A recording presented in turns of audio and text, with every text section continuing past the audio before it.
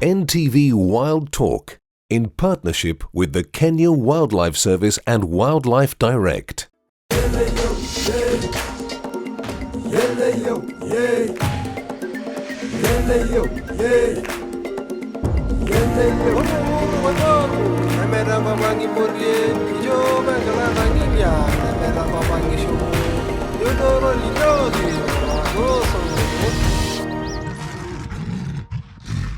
Hello and welcome to NTV Wild Talk with me, Smriti Vidyarthi, coming to you from Hala Park here in Bamburi, Mombasa. Now this show has a key focus on education, but first have a look at this. Over the last couple of weeks, NTV Wild Talk has highlighted how the country's largest cement company, Bamburi Cement, excavates limestone from the earth in order to manufacture the product. The show has highlighted how Bamburi also regenerates quarries into incredibly green and healthy ecosystems, such as the forest trails and the renowned Hala Park in Mombasa. But mining and restoration isn't all Bamburi does. Along with its environmental arm, Lafarge Ecosystems, the company has a major focus on education. They believe that indeed knowledge is power. And so they educate the young, old and employees alike to transfer knowledge and to appreciate the value of restoration and conservation. This show is about how and why Bamburi Cement invests so heavily in education and how this investment benefits both the people and the environment. So Lafarge Ecosystems actually has an incredible internship program that provides many applicants with the opportunity to get involved with the kind of work that goes on here. And now I'm about to meet Linda Sogot. She is the education officer right here at Hala Park. Linda, hi. Hi. How are you doing? Fine, thank you. Good, great to meet you. I can see you look like you're counting. What do we have over Actually, here? we normally have a routine animal survey in the morning to ensure that their conditions are good. So we have to do counting in the morning to make sure that they're doing fine. So right now you're counting. I'm counting the number of baby crocodiles we have in this particular pen. Oh wow. Yeah, then put a recording. All right. They look amazing out here in the morning. Yeah. So great that this is actually part of your work. Now Linda, you are the education officer here at Hala Park. What exactly does your job entail? My job entails developing and implementation of education program that we have here in Hala Park. And some of the key things that we take focus on is education. And we do this through the internship program that we have at the moment. And maybe just to let you know, I used to be a student here. Oh, yes, I used to intern with the Lafarge Ecosystems back in 2013. Oh, right. And the experience has been so wonderful, and I wanted to come back to do this. Wow, so you were an intern and then you came and got the job of education officer. That's pretty amazing. Amazing. How did you get on board with that internship program and how long was it? It started in 2013 when I was a third-year student at Pwani University. I did my Bachelor's of Science in Environmental Sciences, and just as a normal student, you do your application. So I did my application and I got this opportunity. So when I came here, I actually didn't expect to get this hands-on experience on environmental issues that they're doing here. So once I was attached at wildlife department, and I got to get wildlife to be involved in wildlife activities. So I used to feed the crocodiles. Oh, I used to feed the snakes, by the way. And one most amazing thing, I've never done herding of animals. Okay. So you imagine it was, it was a very exciting opportunity for me. So once we were done with the normal daily feeding program for the animals, we used to go and herd animals in the wild. So what exactly did that involve? I mean, when someone thinks about herding, it's sheep and cattle. Have you ever seen Maasais herding their animals? Yes. Exactly, that is what happens. But with wild animals? Yes, with wild animals, with the elands, the giraffes and the oryx. How challenging must that have been? Because as you say, you didn't expect to get your hands dirty here, but you did such dramatic things. How did that make you feel? It makes me feel so good, interacting with the environment and the animals in the ecosystem. it's something very, very unique. You always see animals roaming around, but you don't know the nitty-gritties that normally takes place. So as much as your experience was fun and interactive with animals, what did it teach you about the importance of conservation? The real importance of conserving these animals. You know, they also have needs. And one of the key things we don't understand as human beings is that animals have needs. So when I was involved with these animals, I actually got to understand they need to eat, they need to be protected, their habitats need to be protected, and this actually inspired me to look for a position in this organization, and that is education. To help and inspire other people to understand the need of conserving the environment and its resources. I mean, that is incredible that, you know, this internship program almost converted you, and now you've got a job in doing this. How fulfilling is your job, and how important is it that there is an element of education here at Hala Park? It's so fulfilling to see that you're imparting knowledge to kids and to let them understand and value the environment. You know, you can't value something if you don't know what that person is or that something is. So the most important thing is to teach them, to show them the small things that they really need to understand so that they can be able to appreciate these animals. It really is incredible to learn how your experience has made you so passionate about education. So you're an intern here for a while and now an education officer. No doubt you've had some wild moments, Linda. Very wild ones. So tell us, what are some of your wild moments? One of my wildest moments while I was being an intern in Lafarge Ecosystems is when one morning we were doing a bird watching. And you know what I saw? I actually saw a python crossing and going into the pond. Oh my God. I almost fainted, by the way. And you know, that experience made me feel like I really want to understand about these animals. You know, coming from campus and you don't know about this. You always heard of pythons, but the first time I saw them, oh my God, it was just an amazing experience. And so that experience made you want to learn even more and also share this information to other people so that they can value the animals we have. And Linda, you actually have some interns who are currently working. Yeah. In fact, they're here. This is Nigel and this is Juliet. And they're doing some interesting work. So I'll leave it to you. All right, great. Thank you so much. We'll catch up later. Hi guys, great to see you. Well, as Linda said, the interns here do get up to some really interesting work, and in just a moment we'll find out what that is. So I'm now here with Nigel outside this bird cage. Juliet has gone off to get on with some other work. We'll catch up with her later. Nigel, as an intern here at Hala Park, what does some of your work involve? Some of the work that involves feeding. So today we are going to feed the birds. We are going to feed, so I'm going to be part of this too. And what are some of the birds that we have in here? Inside here we have the African grey parrot and the Egyptian geese. Okay, awesome. So what kind of food do they get? For the Egyptian geese, we give them some starter mash. It's usually chicken food. Oh, okay. Yeah, for the parrots, we usually give them some oats. Once in a while, we get chilies and capsicum for them. Ah, right. Okay, awesome. And some water as well. Yeah. So let's get in and get on with it. This should be fun. You can help me with that? Yeah, sure. I hope they don't bite. The parrots, they might bite, but the Egyptian geese is fine. Alrighty, so I'll be very careful. Thank you.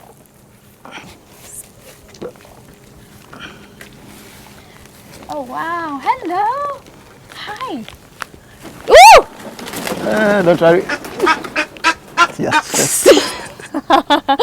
All right, I guess the bird isn't used to so much activity in here. Yeah. That's the geese. That's the geese. Okay. And then you have the parrots. All right, great. So what do we need to do right now? Change the oats, put some fresh water. Yeah. So we can start with the water tank. Okay. You can put this down. Uh-huh. Yeah.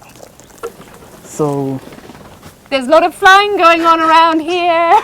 yeah, they're looking for a way out. Oh, right, okay. Yeah. And before we actually feed them, you say they're looking for a way out. Where have these birds come from? Because ideally they should be flying out and about, but they're in this cage. Yeah, for the Egyptian geese are migratory birds. They usually migrate in twos. So like this one, it was found in the park, left alone. So we took care of it. For the other birds, the parrots, concerned people came and brought them to us. Right, so right now they are probably in a safer Yeah. environment. Okay, let's get on with this feeding then. What should we do? So we can start with this water tank. Uh-huh. We just pour this water this side. Okay. Yeah. Ideally, as an intern, you would be in your protective gear, but I'm just getting an example of what the work involves. So we rinse off a little bit. Just remove the mud. These birds tend to, Do all sorts. yeah. They usually want to bath. The Egyptian geese, they love water. Okay, awesome. Yeah. So that's why the water is dirty. So they not only drink it, but they tend to splash about yeah. in it as well. So that's fine. Okay. Then we need to change the oats for our parrots. Alrighty, and look at this bird up here, really noticing, hey, what are you guys doing? Absolutely beautiful African grey parrot. Okay, so let me venture closer. It's more afraid of you than... Jesus! Don't worry. Okay, I gotta calm down. Yeah. You should just pick that up. Okay, I'll let you do that as I just Okay. become calm and collected. I suppose it's interesting because these birds aren't used to a lot of people being in here. It really is the caregivers such as the interns who are normally in here and the workers as well who, you know, change the food, look after these birds, maintain the cages and feed them as well. So these are oats. Okay. They're for the parrots. All right. Yeah. Some sunflower seeds as well, I see. Is that That's enough? enough. Yep, that's enough. So that's done. Uh-huh. We have to feed our Egyptian geese. Yep, there. I'll let you do that. Just take this out. Sorry, this is terrible. I'm really not that used to birds fluttering around me. Clearly, as an intern here, you get used to working with these animals, and you definitely probably would be much braver than I am. I've broken out in a bit of a sweat. All right, go ahead. Usually, you have to do this like on a daily basis. So you have to like get that love for animals, especially wild animals. Sure, no doubt you do. I mean, I do love animals, but I suppose I've not interacted with birds so much. And as many of our viewers know, I do have a little bit of a fear of birds, but I'm getting used to them. So this mash is usually different cereals crushed together. Okay. If you look keenly, you'll even see some maize inside. Ah, No, yeah. yeah. Yeah, I can see there is a good mix. Okay. So after this, until tomorrow, that's when we'll have another feeding. Okay, right. So now that we've done that, and the Egyptian goose probably just wants to relax a bit, maybe we can move out of the cage, Yes, we can. or closer to the door, and then talk about your experience as an intern. Okay, so let's collect. Sure. Okay.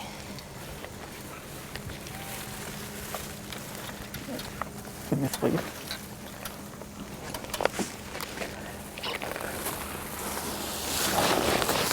And go. Okay. All right, so that was indeed a very interesting experience. I think it would take me a while to be a good intern here because you really do have to understand these animals. Nigel, you were very calm. While working inside the park as an intern, usually you're given the first 2 weeks or so, just to get your fear of wild animals, you need to tame them. So you are given, you need to go to the snake park, you need to work with the snakes, you're told to go and chase after the zebras, the oryx, giraffes. Right. So that experience that you get, the thrill you get after that, usually you're just calm. What was your attitude towards animals and nature, the environment like before you joined as an intern? I usually took wild animals, like, they're just wild, can't do anything about them. But when I came here, I saw that you really need to do something. Some of them are dying out. I learned about the red list, the animals that are becoming extinct and all that. Yeah. So it has really helped my knowledge in knowing what needs to be done. And what do you love most about being an intern here at Hala Park? It's a fun experience. It's a hands-on job. It's not like being an intern where you're just in an office with a pen and paper. Yeah. You're on the field. You get to do fun stuff. You might come in the morning, you are told by the wildlife attendant, we need to go for some animals somewhere, we need to go relocate these, Right. these, yeah. And going forward, I mean, would you now, based on your experience, want to get more involved in nature and conservation? Yes, I would. At the moment, I'm still studying tourism management, but I might still venture in some science so I can at least be one with the nature. All right, Nigel, thank you so much for sharing your experience with us. Much appreciated. And from here, the birds, the parrots, and also that goose, we now focus on what Juliet is up to.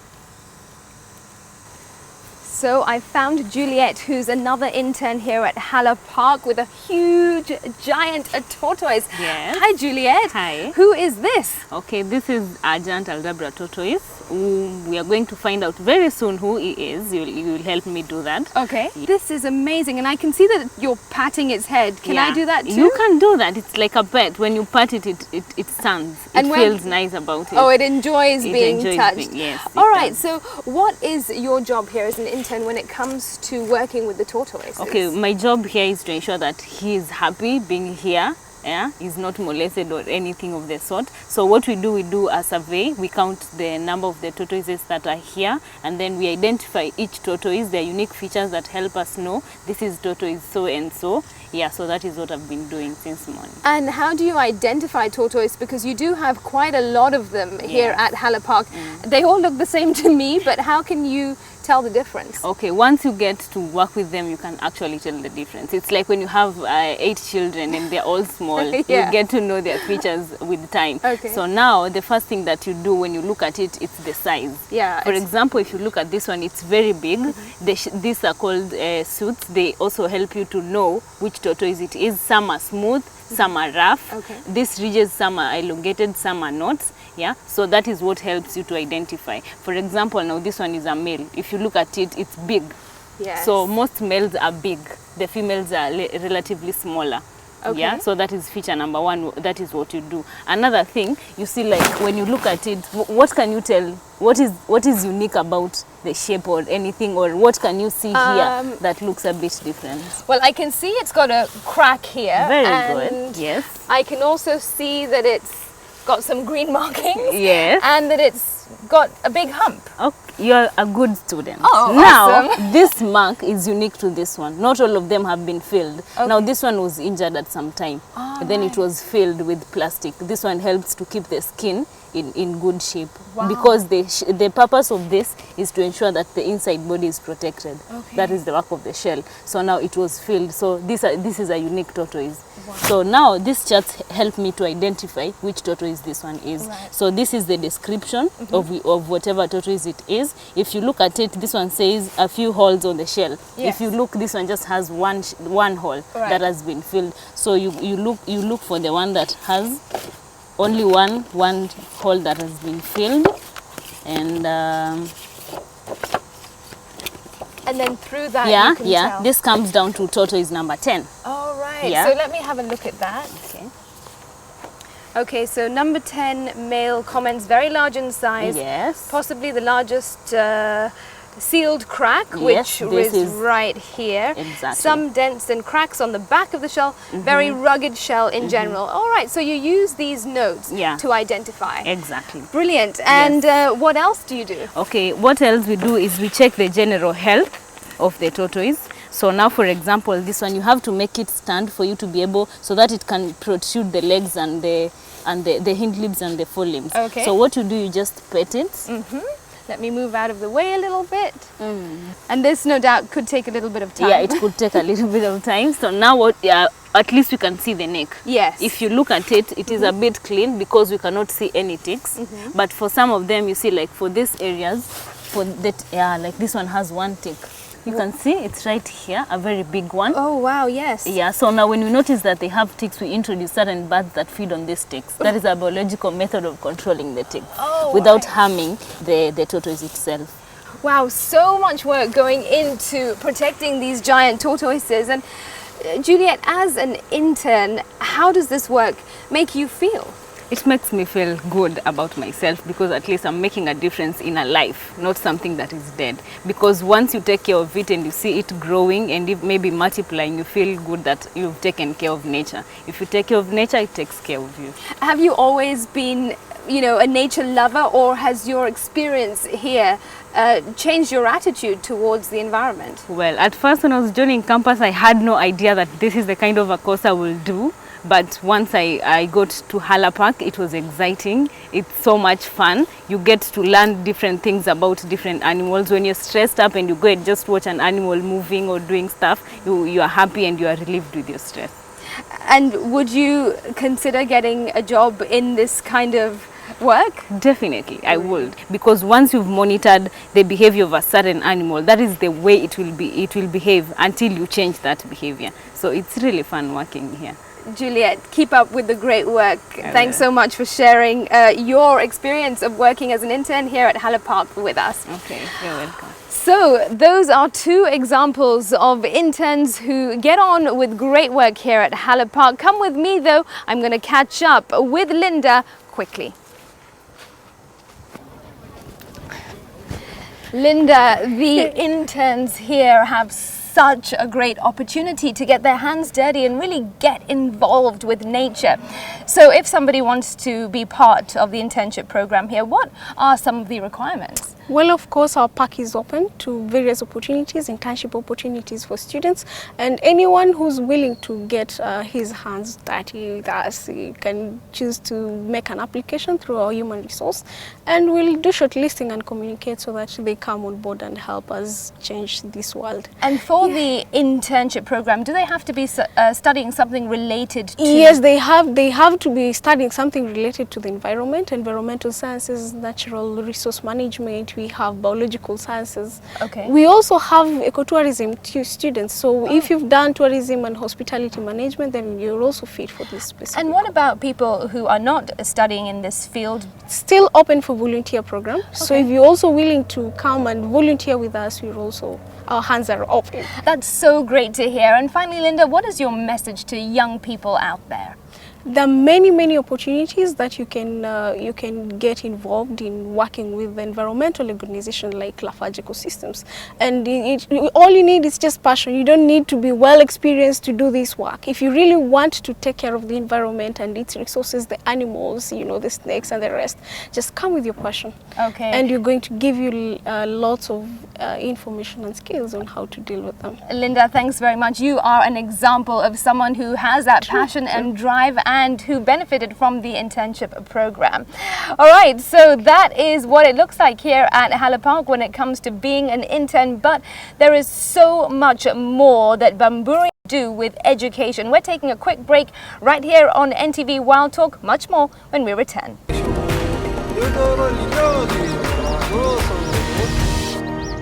Welcome back to NTV Wild Talk with me, Smriti Vidyarthi, coming to you from Hala Park here in Mombasa.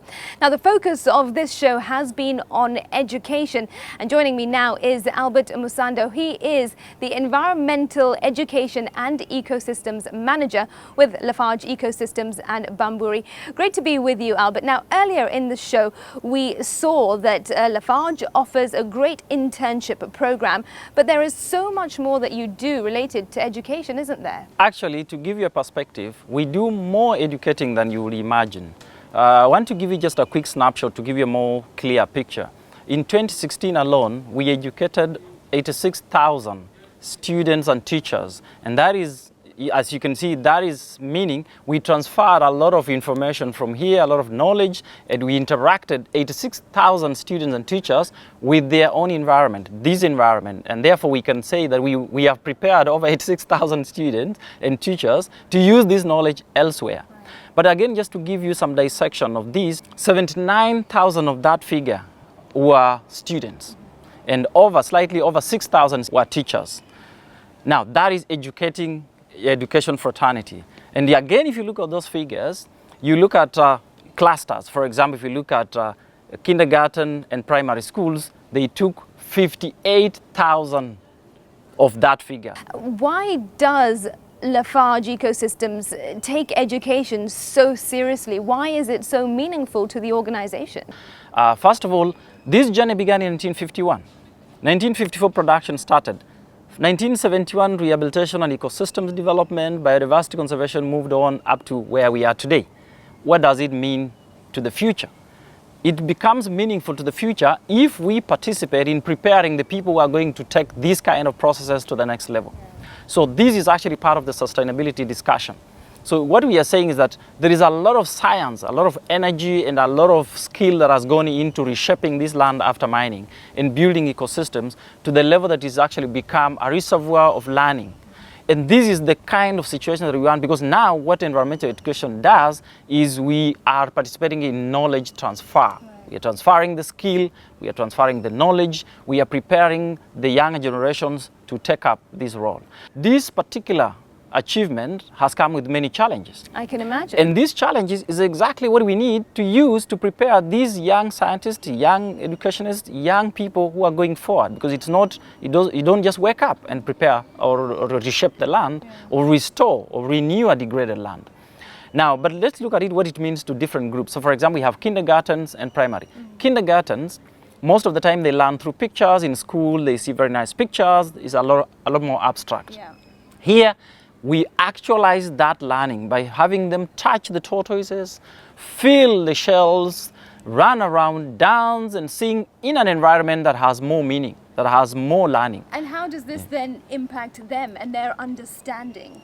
If they learn to appreciate the environment as they grow up, if they learn to understand the environment as they grow up, to identify some of the problems in their environment from their very own little way, then they are able to become better ambassadors. For example, let's look at it. If you have prepared these kindergarten kids very well on matters of environment, when they graduate to primary schools, the sciences that comes in, that are injected in their life in terms of learning about the environment and fixing environmental problems and even using the environmental resources becomes more clear, but it comes with appreciation. Now let's look at it how it graduates into the universities and colleges. Universities and colleges, that same knowledge and passion that they've grown with this kind of culture, graduates into them making determination, the deciding if they want to be scientists, if they want to be business people, if they want to be artists.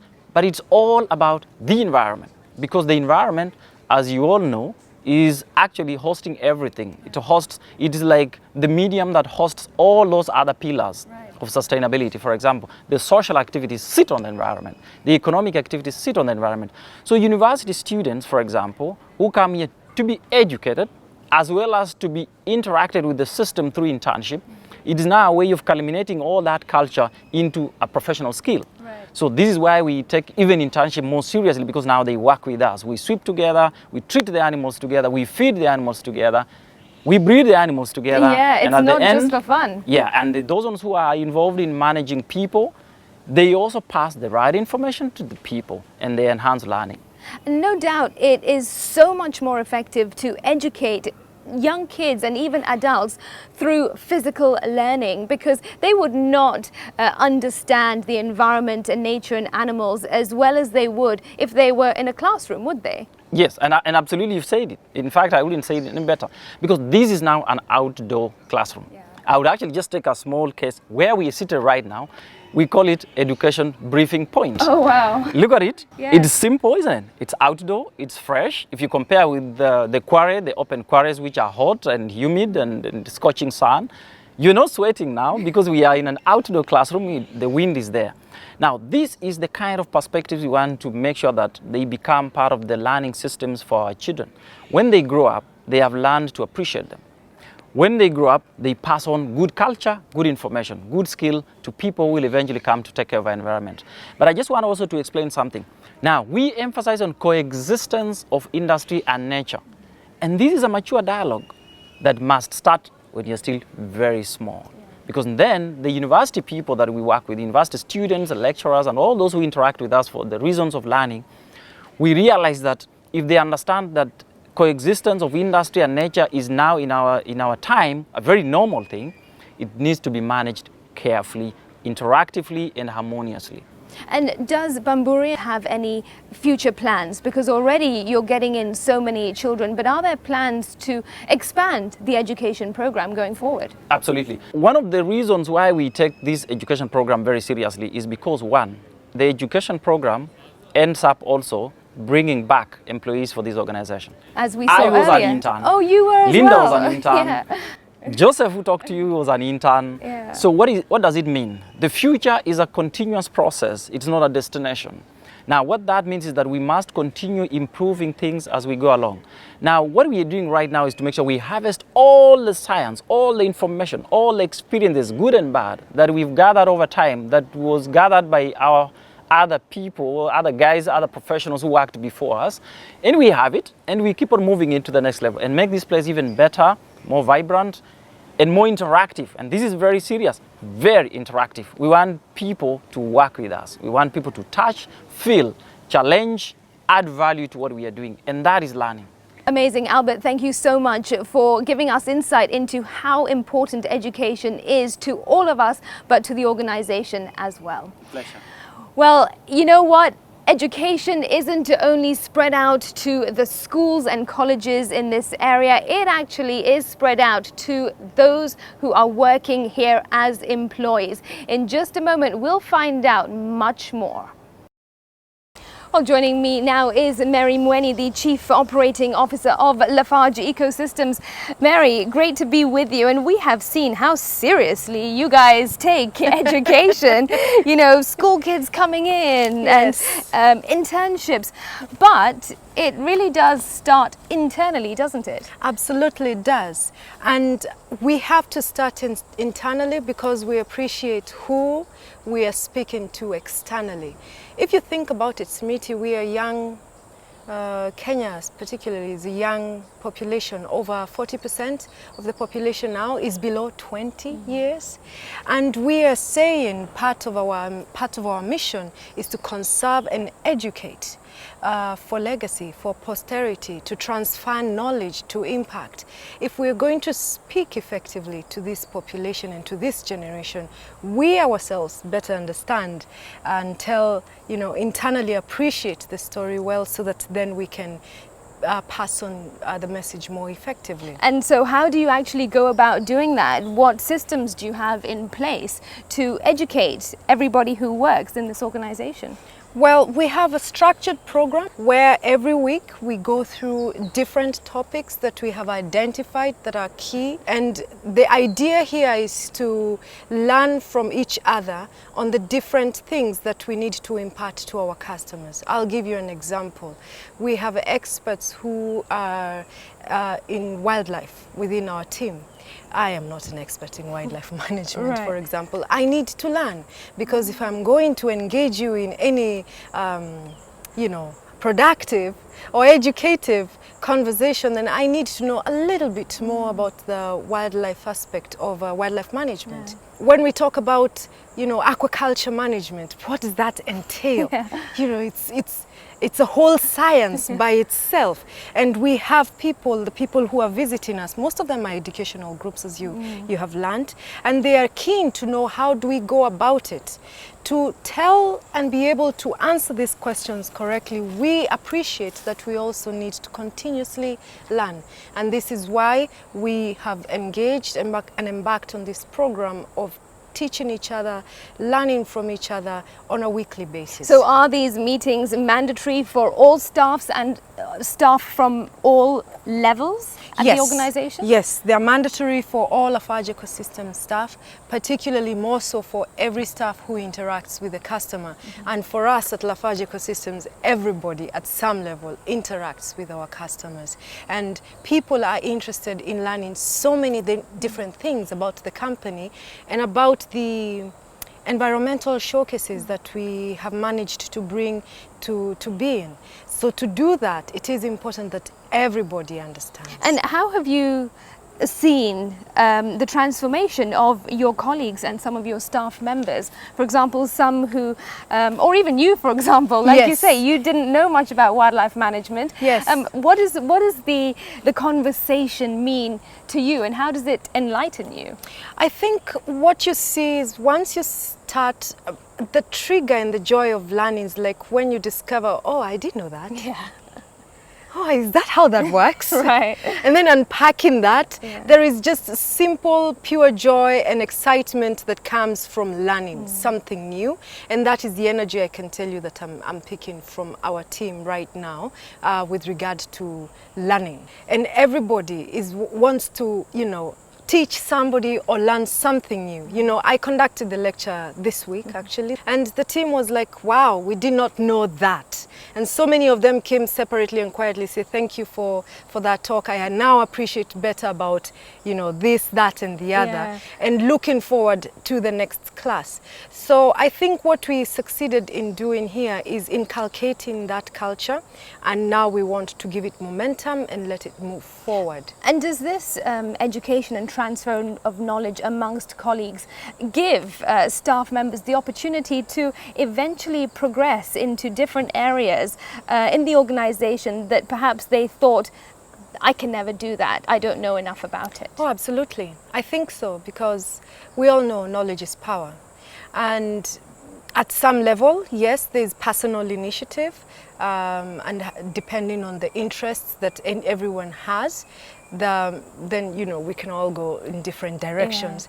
But what this affords is that when you learn and know what is available, then it sort of opens your mind, doesn't it? And then you start thinking, I thought I couldn't do this wildlife thing. Well, I'm not saying I'll do wildlife. Well, you never know. Next time we come to Hala Park, we You might never find know. you feeding the animals. You never know. And herding them too. You never know. This is a possibility. Yeah. But I think, yes, I would say yes. It does allow and encourage growth in any direction and opens the mind and challenges one to consider, wow, probably I could do that now that I know, or gain an interest in something that previously was not so interesting. And at some of these transfer knowledge sessions, Yes. who is it that speaks and shares their experiences? Is it only someone, for example, at Mary's level and the level below, or is it even the people who work on the ground and who interact directly with animals? It is everybody. Everybody. It is everybody. We want to learn about the reptile park and snake handling, there is an expert snake handler in Lafarge ecosystems. It's called Bakari, a great guy, and he will give us practical sessions. Oh, really? Practical sessions? Well, I can only imagine how that will look like, but yes, that is the idea, to engage as many people as possible, because everybody is an expert, and we are saying there's no monopoly of ideas or knowledge. We want to learn from each other. And if we look at the bigger picture, Bamburi, Lafarge ecosystems as an organization, how does something like this make the company a much better one than an organization that perhaps does not invest in knowledge transfer? I think we need to remember, Smriti, that we have only one earth, and we are custodians of this earth. And as responsible custodians of this earth, we have a role to play in taking care of it for future generations, for our children, children's children, and their children, for generations to come. And so I think it is important that we all play our role. And for me, it's just to call on everybody to play the role that they need to play to conserve the environment. Mary, thank you so much. Some really wise words right there. Much appreciate your time on NTV Wild Talk. Right, from that conversation about the importance of education, linking it to conservation, it's time to shift focus now on NTV Wild Talk. Here is our wild guest question. How many students and teachers did Bamburi educate in 2016? How many students and teachers did Bamburi educate in 2016? To participate, you must like the NTV Wild Facebook page. Only answers posted on the timeline post that's associated with this question will be considered. The first person to answer correctly wins an exclusive behind-the-scenes tour of the Vipingo quarries and the incredible Hala Park for 2 people, plus 1 night accommodation on half-board basis at a 5-star Mombasa hotel, all courtesy of Bamburi Cement.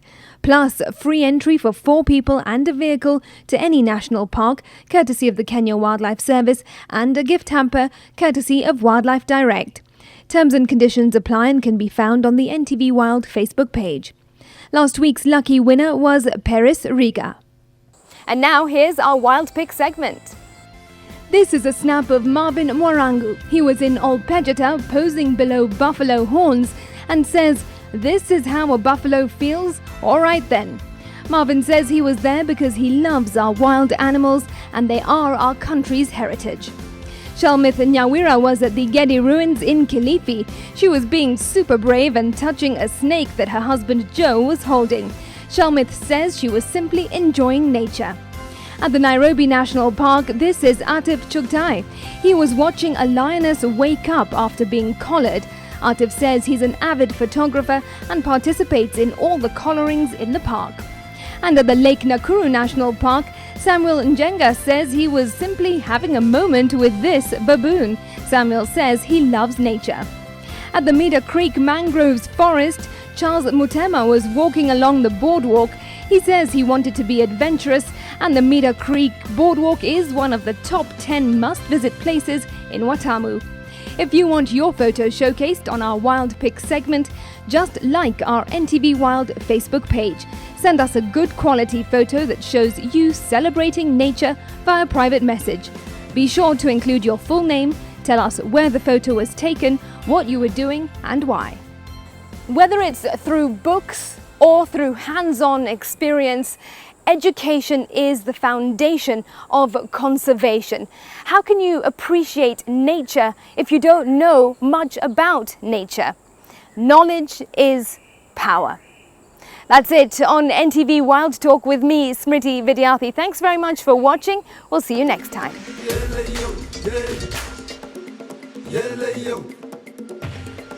A giant tortoise that looks Let me do that again. There's also this side surviving.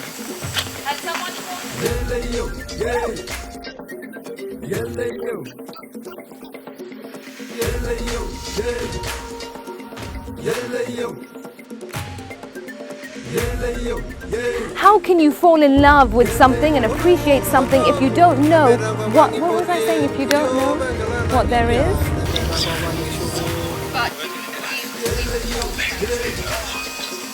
No, it's fine. This has happened a lot. No, it never happens actually. NTV Wild Talk in partnership with the Kenya Wildlife Service and Wildlife Direct.